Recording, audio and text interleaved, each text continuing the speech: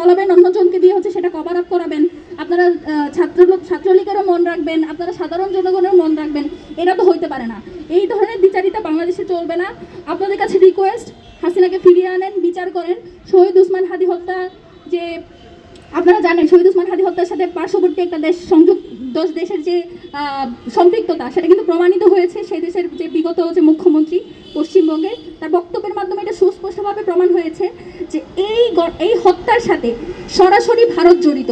তারপরেও বাংলাদেশ থেকে যখন বলা হয় যে সেটা সে দেশের ম্যাটার, বাংলাদেশের ভিতরে এসে একটা খুন করে যায়, যেখানে স্বাধীনতা সার্বভৌমত্ব প্রশ্নবিদ্ধ হয় যে অন্য দেশ কীভাবে অন্য একটা দেশের ভিতরে এসে একটা খুন পরিচালনা করে, তখন যখন আপনারা বলেন যে সেটা ওই দেশের ম্যাটার, তখন তো আমাদের প্রশ্ন হয় যে আপনাদের ভেতরেই কোনো সমস্যা আছে কিনা।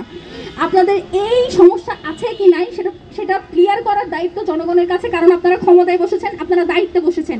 সেই দায়িত্বের জায়গা থেকে আপনারা এটা পরিষ্কার করুন যে আপনারা বিচার করবেন কিনা।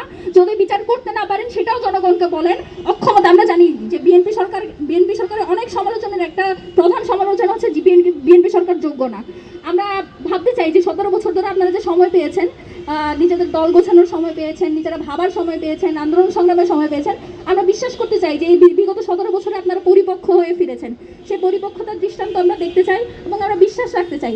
সেই জায়গা থেকে বলবো যে জুলাই শহীদের যে বিচার সেটা নিশ্চিত করেন। তারা আপনাদের কাছে বেশি কিছু চায় নাই, তারা আপনাদের কাছে কোটি কোটি টাকা পয়সা চায় নাই, অনেক কিছু চায় নাই। তারা ন্যূনতম যে তাদের চাহিদা, তাদের শহীদদের কবরগুলোকে আপনারা সংস্কার করেন।